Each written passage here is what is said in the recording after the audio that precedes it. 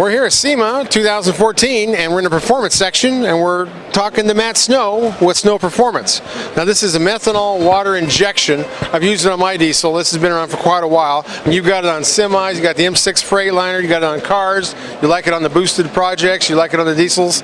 And on my diesel, I know it was the thing that really hit me was the fact that I could adjust it for the boost. So when I'm climbing a hill, I could have it come on halfway up. Give me more power besides the fuel mileage and the power. I could decide when I wanted the power. That's what I liked about it.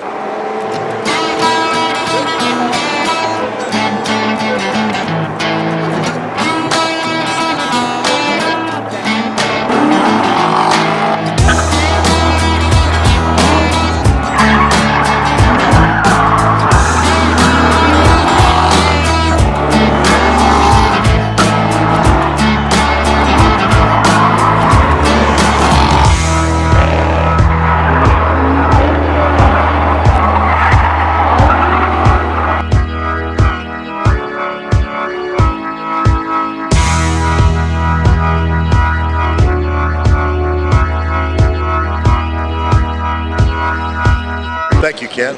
I think one of our main messages now is the new emissions-equipped vehicles that are running the DEF fluid and the particulate matter traps. And water-methanol, it turns out, gives the power, and in those trucks, a heavy-duty diesel will be 70 to 75 horsepower, but it does so while reducing emissions.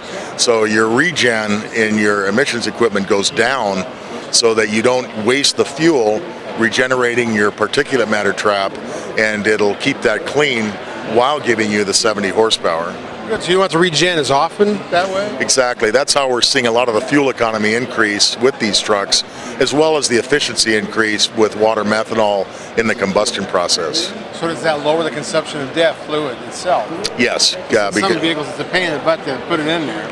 Yeah, DEF release is a function of high engine load state, a lot of throttle position and so forth, and you don't have to give it as much to get the power with water meth, so we see some benefit there as well. Well, that's good. I know on the new 2015 Super Duty diesel, they've talked about how much they've increased their exhaust temperature. And I'm thinking, why would anybody want to increase it? But they've got a reason for that, but you could probably help reduce the exhaust temperature. Yeah, I think that there's a point where hot diesel combustion is good because it makes efficiency, but when you're towing, if it goes beyond a certain point, then you have issues of hurting things. Turbo bearings, there's exhaust manifolds, there's exhaust valve seats that are pressed in that take a beating. So at that point, water meth has an advantage because we can cool it down while you're towing so you don't hurt the diesel. Well, that's great. On my truck, I had the trailer towing kit, so I had a 7-gallon tank. I see now you've got a 10-gallon tank. You see it back there, the fender well fits, so that's good. Yeah, thank you. That's our new hanging bed, 10-gallon, where it actually hangs from the rail of the bed. The floor and the side is uninfringed, so you could put your 4x8 sheet of plywood in, and a lot of the customers asked for that, so we got that done. Well, telling sometimes you were 500-600 miles without stop. You need some mileage distance, and that would give you, how many mile range do you have with 10-gallon? 10-gallon will go about 750 miles towing. That's a long day. Yeah, you fill up a couple of times and do that. So it's designed a lot of times for guys that have additional fuel tanks in their truck to go longer distances. Sure. Yeah, you got to get the miles in. Now you got new products for the EcoBoost and the EcoDiesel. Let's talk about the EcoBoost. Sure. We're excited about this system. This system won a SEMA Media Award a couple of days ago for importance in the marketplace, but it's special. It just doesn't run off a boost like other systems. We developed a controller that operates under boost and also fuel pressure on the rail pressure, high pressure, and then that tempers the injection so it's correct for the small turbo that spools real fast.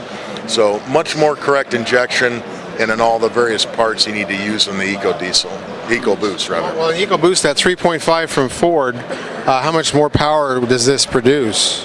The beauty of this as well is that these self-tune. They're very heat sensitive engines.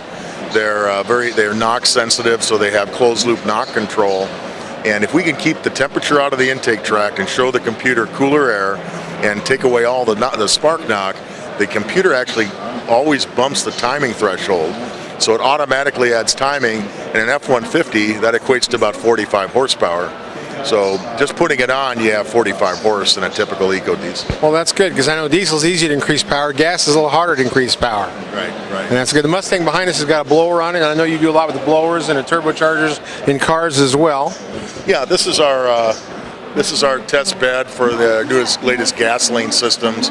This is a GT500, the latest model, 662 horse from the factory. We've got it up to about 1150 at the crank, 1,000 at the tire, with our system and a twin turbo from Hellion Turbos. Wow, that's some power. Well, that's awesome.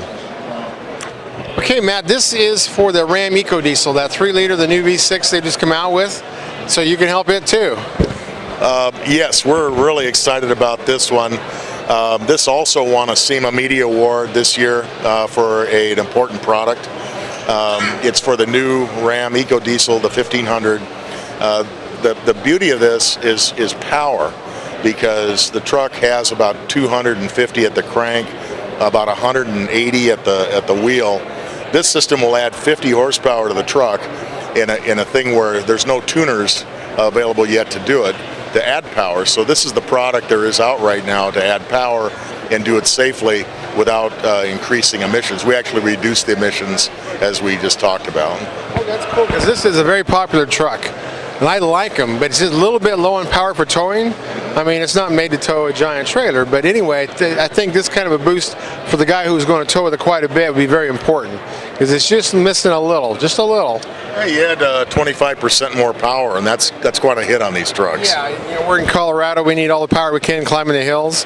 And I've driven the Jeep Diesel, and I've driven the 1500. And yeah, this could be the answer to a few things there. Well, we think it'll be a big, a popular offering. Right, that'd be great. You got one of these yourself? I've got one ordered. Okay. Yeah, hasn't showed up yet. Yeah, they're a little hard to get right now. We used one of Premier's trucks to do our R&D and with the dyno testing and everything, but very impressive truck. Yeah, I liked it. Hey, so Matt, you got new stuff all over the place. Tell me about it. Well, this is our new controller that's going to replace in our Stage 2 systems. This is what we call our new VC50. It's good up to 65 PSIG for the twin turbo diesels. We call this a hybrid because it has an awful lot of features of our high-end MPG Max controller at a value price. So there's a lot of features in it. It shows boost, it shows injection, it shows low-level lights. It has quite a few features for the money. That's our first offering. That won a SEMA award this year as well for important new product for the medium. We also have new boots for nozzle mounting in diesels. The beauty of this is that you just replace your stock boot and you just screw the nozzles in. There's no more drilling and tapping as you had before. That sounds a lot faster than what I had to do on mine. I like that idea. Our whole thing with the new systems is plug and play. We want it to be as easy to install as possible, broaden the markets for the average guy where he doesn't get afraid of wiring and drilling and things like that. We've taken care of that for him. Yeah, sounds great. Yeah. And there we're going to turn it this way. Along the plug and play theme, we also have full harnessing now with weather-tight connectors. So all the components are harnessed and connected. The end user, the customer, spreads out the harness and just plugs in the components. There's no more wiring involved. Oh, that's good. That's a very good idea. Mine took a little longer because I had to route the wiring where I wanted to put it and add some brackets. You're fixing everything that was a little tricky on my installation. I like that. That's good. You keep getting better. We want to make it easy and improve all the time. Well, thanks, Matt. Thank you, Ken. Hope you had a good show. We did. Thank you. Thanks.